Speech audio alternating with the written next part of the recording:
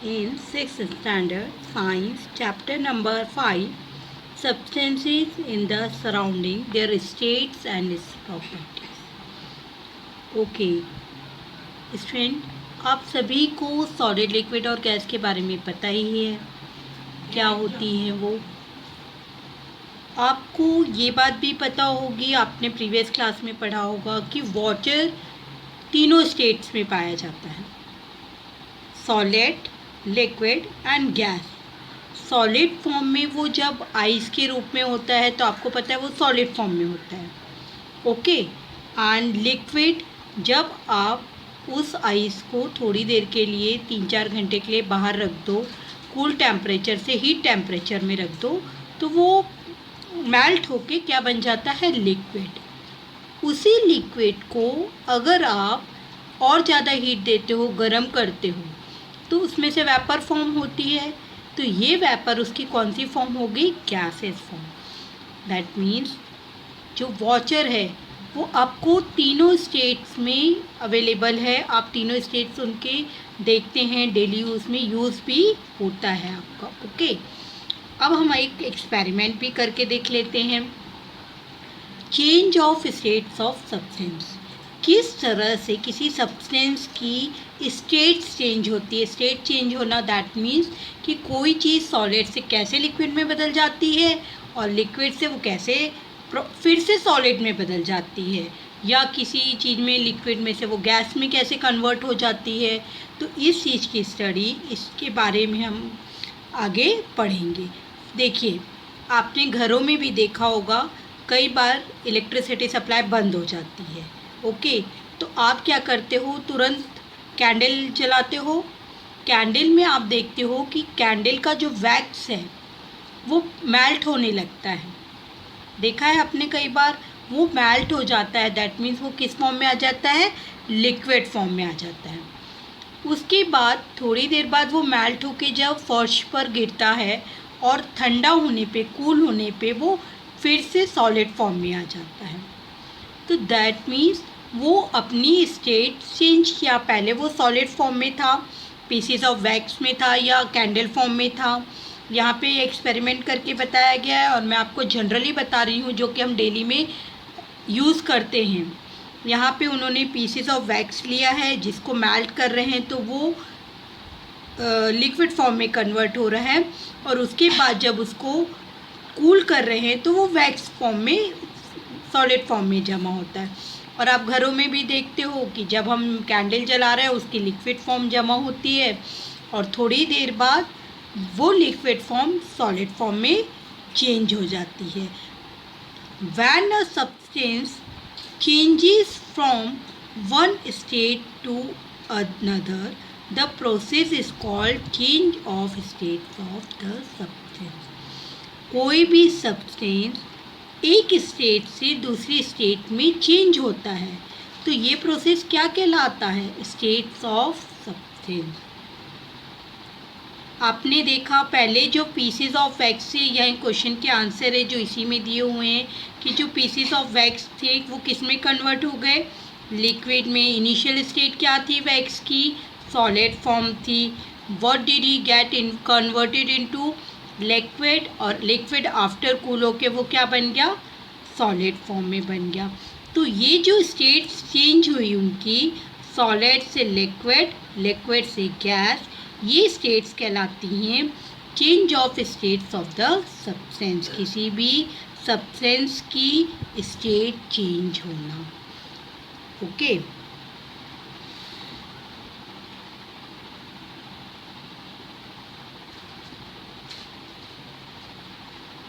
देखिए कुछ ये चीज़ें दी है। Can you read this list of substance, spirit, camphor, petrol, ghee, coconut oil, naphthalene ball, ammonium chloride. Which ones freeze in winter, सबसे पहले विंटर में कौन सी चीज़ जम जाती है। आपको पता है घी जम जाता है, कोकोनट ऑयल भी जम जाता है, ये सारी चीज़ें विंटर में फ्रीज़ हो जाती हैं, okay.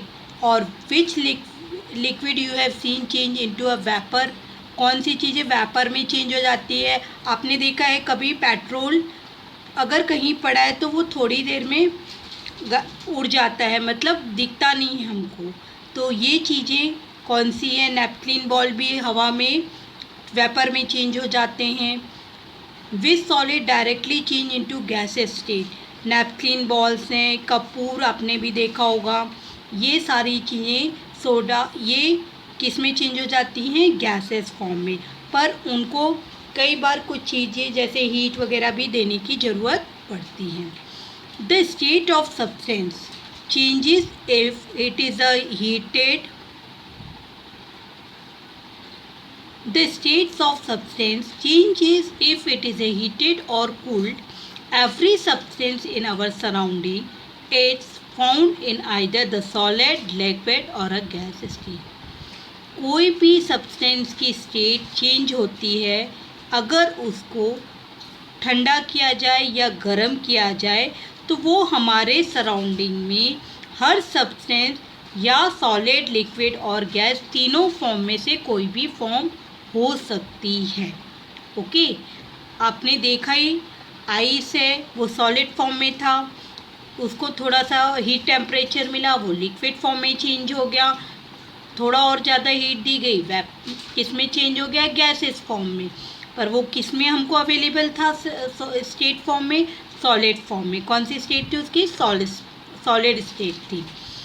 In the 19th century the scientist J Willard Gibbs showed that the characteristic properties of substance depend on its physical state and in the arrangement of particles in it.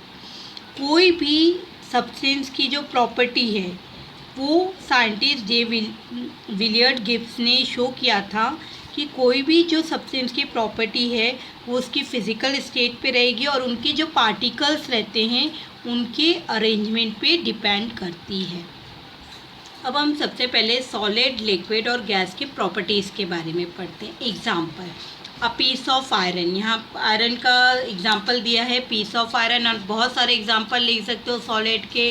Would है, liquid water, spread oil आप use करते ही हो, water भी use करते हो, oil भी और spread भी। गैसेस फॉर्म में एयर। अब इनके शेप्स कैसे होते हैं? एग्जाम्पल तो आपको इजीली समझ में आ जाता है, आयरन का पीस है, वुड पीस है, सॉलिड फॉर्म में होते हैं। Shapes, has a shape of its own, retains shape no matter how it is capped. आपने एक वुड का टुकड़ा लिया, ओके, आप अगर उसको किसी कंटेनर में रखते हो या किसी बर्तन में रखते हो तो क्या वो शेप चेंज करता है? आपने कभी ऑब्ज़र्व किया है क्या? कभी भी कोई भी सॉलिड किसी भी बर्तन या किसी भी कंटेनर में आप रखोगे तो वो अपना शेप चेंज नहीं करता। वो कोई मैटर नहीं रखता कि आप उस किस बर्तन में रख रहे हो या किस कंटेनर में रख रहे हो, किस बकेट में रख रहे हो, वो कभी भी अपना शेप चेंज नहीं करते। ओके, लिक्विड, आपने मम्मा ने आपको मिल्क लेने के लिए जग दिया, ओके, आप लेने गए, आपने उस जग में मिल्क को ले लिया, फिर घर आए, मम्मा ने क्या किया? वो मिल्क को किस में खाली कर दिया? वेसल में, बर्तन में खाली कर दिया। तो आपने इसमें क्या ऑब्जर्व किया? आपने देखा कि जब आप जग में लिक्विड को लेके आए थे, जग में milk is a form of liquid, तो जब आप जग में लिक्विड को लेके आए तो वो जग के शेप में था। मम्मा ने उसको बर्तन में खाली किया तो वो बर्तन के शेप का हो गया। इससे आपको क्या पता चलता है? ये लिक्विड की प्रॉपर्टी है, कैरेक्टरिस्टिक है कि does not have a shape of its own. Liquid का खुद का कोई भी शेप नहीं होता। जिस बर्तन या जिस कंटेनर में भी आप डालो वो उस शेप को ले लेता है।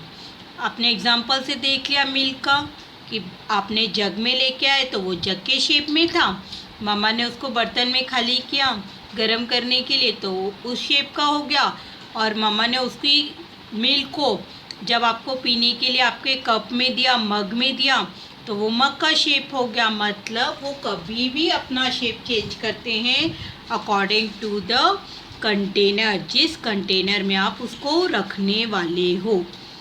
Gases does not have a shape of its own, occupies all the available space. उसका कोई भी शेप नहीं रहता, वो उसको जितना अवेलेबल स्पेस मिलता है वो उतने स्पेस को ले लेती है। जैसे एयर पूरे सराउंडिंग में रहती है, हम उसको पैक करके नहीं रख सकते। ओके, अब हमारा है वॉल्यूम। आपको शेप्स के अकॉर्डिंग प्रॉपर्टी समझ में आई होगी। अब हम इसके वॉल्यूम के बारे में पढ़ रहे हैं। हैज़ अ डेफिनेट वॉल्यूम, जब कोई चीज़ सॉलिड है, वो शेप चेंज नहीं कर रही है, दैट मीन्स उसका वॉल्यूम फिक्स है। Solid like sugar sand when poured on a flat surface from a heat. Solid जैसे sugar sand when poured on a flat surface from a heat. आपने देखा है कि शुगर सैंड जब उनको एक साथ रखते हैं फ्लैट सरफेस पे तो वो वैसी ही पड़ी रहती हैं। और देखा आपने वुड्स वगैरह सैंड इसके ब्रिक्स के भी, जहाँ पे उनको जिस उसमें रखा जाता है वो वैसे ही पड़े रहते हैं। और आपने देखा है वॉल्यूम हमेशा सॉलिड का कैसे रहता है, लेंथ, हाइट और ब्रेथ, मतलब वो तीनों शेप, तीनों उस एजेस में वो वॉल्यूम फिक्स हो जाता है। ब्रिक्स कैसे आपकी पड़ी रहती हैं, उतना एरिया वो कवर्ड करके रखती हैं, लेंथ वाइज भी, हाइट वाइज भी और ब्रेथ वाइज भी। It has a specific volume, occupy definite portion of a container, spread on a flat surface on a pouring, flow downward along a stream। इसका specific volume नहीं होता, occupy का करता है definite portion. जैसे 1 litre का container है तो उसमें 1 लीटर मिल्क आएगा, आप उसमें 2 लीटर का कंटेनर है, आप उसमें 1 लीटर मिल्क रख सकते हो, बट कंटेनर के हिसाब से डेफिनेट पोर्शन में ही हम वॉल्यूम लेते हैं। Spread on the flat surface on a pouring, flat surface में वो फैल जाता है। जैसे आपने देखा फर्श पे दूध गिर जाता है, मिल्क गिर जाता है तो वो फैल जाता है। और flow downward along a slope, हमेशा कैसे स्लोप में जाता है, वो डाउनवर्ड स्लोप में जाता है। Does not have a definite volume, gas का कुछ भी वॉल्यूम नहीं होता। On changing the pressure on a gas in close container its volume also change. अगर उसके प्रेशर को चेंज करके गैस को क्लोज कंटेनर में रखा जाए, जैसे हमारा सिलेंडर गैस है, तो उनका वॉल्यूम चेंज हो जाता है। आपको इसकी प्रॉपर्टी अच्छे से समझ में आई होगी।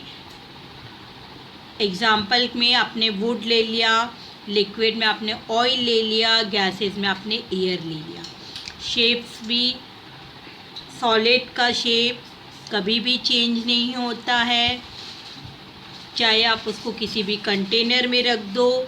लिक्विड का shape according to the container हो जाता है, जिस कंटेनर में हम रखेंगे उस कंटेनर का शेप ले लेता है। और गैस का कोई भी शेप नहीं रहता, वो उसको जितना स्पेस अवेलेबल मिलता है उतने में वो रहती है। अब हम पढ़ते हैं heat and change of physical states. You have learned that change in the physical state of a substance is an effect of the amount of heat in it. आपने पहले भी प्रीवियस उसमें पढ़ा कि कोई भी सब्सटेंस की फिजिकल स्टेट उसको हीट देने पे चेंज होती है, कुछ सब्सटेंस की। On gaining heat the substance change from solid to liquid and liquid to gas. और जैसे ही हम हीट को बढ़ाते हैं तो वो सब्सटेंस किस में चेंज हो जाता है, सॉलिड से लिक्विड और लिक्विड से गैस में।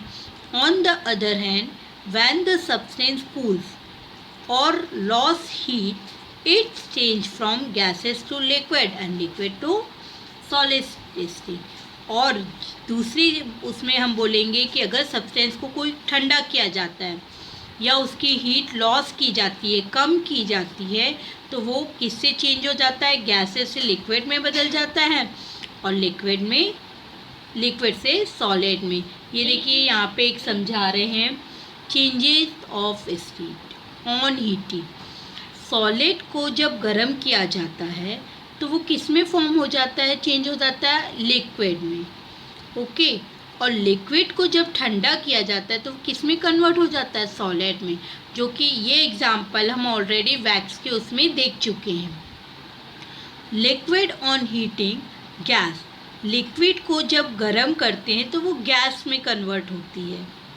और जब गैस को ठंडा करते हैं, इसका सबसे बेस्ट एग्जांपल है, हम पानी गर्म करते हैं तो आप देखिए कि जब पानी बहुत ज़्यादा बॉयल होने लगता है, बॉयल होने लगता है, तो वो वेपर के रूप में गैस में कन्वर्ट होता है। ओके, अब गैस बंद कर दीजिए, थोड़ी देर बाद उसको बर्तन के ऊपर एक ढक्कन वगैरह लगा के रखिए और उसको ठंडा करने रखिए।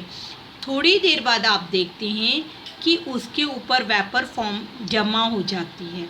और अगर उस वेपर को आप उस छोटे छोटे से ड्रॉपलेट्स आ जाते हैं, उन ड्रॉपलेट्स को आप अगर इकट्ठा करोगे तो वो लिक्विड बन जाता है। ये बहुत बेस्ट एग्जांपल है गैस कन्वर्ट इनटू लिक्विड की। गैस को ठंडा करते हैं तो कैसे वो लिक्विड में कन्वर्ट होती है। आप करके भी देखिएगा तो ये आपको बहुत इजीली समझ में आ जाएगा।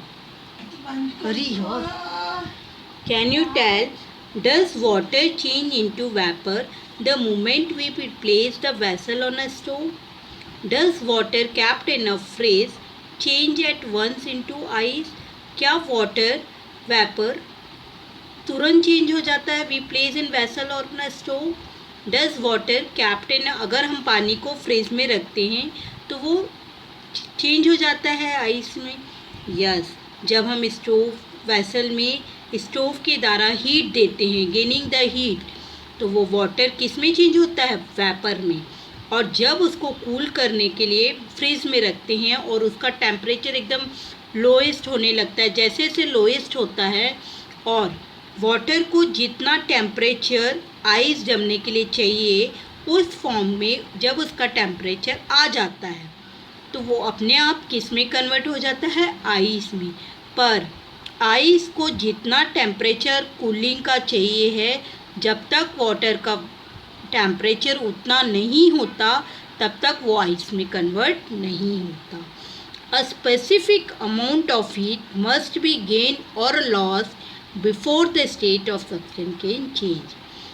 आप देख रहे हैं specific amount of heat, gain मतलब बढ़ाना या कम करना, उस state of substance can change, तब वो सब्सटेंस चेंज होता है। आप एकदम से पानी रख दोगे तो वो वेपर फॉर्म में चेंज नहीं होगा, उसको बॉयल होने के बाद वो वेपर फॉर्म में चेंज होता है। सेम एज अब तुरंत वाटर को फ्रिज में रख देंगे तो आप चेंज नहीं होगा, उसके लिए हमको कहाँ पे रखना पड़ता है, उसको आइस बॉक्स में, जहाँ पे कूलिंग टेम्परेचर बहुत जल्दी कूल होता है। आप नॉर्मल फ्रिज में पानी रखते हो तो वो नॉर्मली पड़ा रहता है, ठंडा ज़रूर होता है लेकिन वो बर्फ़ में चेंज नहीं होता है। बर्फ़ में चेंज करने के लिए हमको उसको किस में रखना पड़ता है, आइस बॉक्स में। एक स्पेसिफिक अमाउंट का कूल होने पर ही वो बर्फ़ बनता है। The change in physical state is determined by how hot और the substance become on gaining heat और how cold on losing it. कोई भी फिजिकल स्टेट को कब वो सब्सटेंस गर्म है कब वो ठंडा है, इसके लिए हम कैसे मेज़र करते हैं, how do we tell how heat और कोल्ड अ सब्सटेंस इज, हम कैसे पता करते हैं। एक तो हम जनरली टच करके देखते हैं, लेकिन कुछ ज़्यादा इतना ज़्यादा गर्म हो जाती हैं चीज़ें या इतना ज़्यादा कूलिंग हो जाता है कि हमको हाथ में लेना भी इजी नहीं लगता। ठंडी चीज़ तो फिर भी आप हाथ में लगा लेते हो, आइस को उठा लेते हो। क्या एकदम गर्म पानी या गर्म चाय आप हाथ में ले सकते हो? नहीं, अगर आप वो लेते हो तो आपकी स्किन इंजर्ड होती है। इस चीज़ के लिए हम क्या यूज़ करते हैं, कोई भी हॉट टेम्परेचर हीट टेम्परेचर को हमें मेज़र करना है तो हम इसके लिए थर्मामीटर यूज़ करते हैं। और ये देखिए ये पिक्चर दिया हुआ है, ये पिक डिजिटल थर्मामीटर का है और ये आप लोग सबने ही देखा होगा जब आप बीमार पड़ते हो तो आप घर में भी या डॉक्टर के पास जाते हो तो आपको तुरंत थर्मामीटर लगाया जाता है। वो ये digital thermometer he most of use किया जाता है हमारे बॉडी टेम्परेचर को मेज़र करने के लिए कि आपका टेम्परेचर कितना हायर है। सेकेंड थर्मामीटर का फिगर यहाँ पे भी दिया हुआ है। 2 टाइप के थर्मामीटर हैं, Fahrenheit thermometer, Celsius thermometer. Okay, अब आगे और हम पढ़ रहे हैं the temperature and a thermometer. When a substance gets heat, it become warmer than hot. कोई भी सब्सटेंस को अगर हीट मिली है तो वो गर्म होगा और बहुत ज़्यादा हॉट रह जाता है, गर्म हो जाता है। We put our hand or a finger in the water to judge how hot is. मैंने आपको बताया कि गर्म, नॉर्मल गर्म पानी है तो आप टच करके भी पता कर सकते हो, लेकिन जब बहुत ज़्यादा बॉयल पानी है, बॉयलर में जब बॉयल होता है बहुत ज़्यादा गर्म होता है तो हम उसको टच नहीं कर सकते। एक्यूरेट मेज़र तक हम उसको टच कर सकते हैं, पर जब बहुत ज़्यादा वो गर्म हो जाता है तो हम उसे टच नहीं कर सकते। A thermometer is use to measure temperature degree Celsius. Temperature को मेज़र करने के लिए हम क्या यूज़ करते हैं? Degree Celsius is the unit of measuring temperature. There are several type of thermometer available nowadays. Digital thermometer are frequently used. ये digital thermometer हमने जो पहले देखा था उस थर्मामीटर का हम नॉर्मली ज़्यादा यूज़ कर रहे हैं और ये टाइप के थर्मामीटर भी यूज़ किए जाते हैं। आज के लिए ये चैप्टर यहीं ख़त्म करते हैं। नेक्स्ट चैप्टर में हम आगे पढ़ेंगे।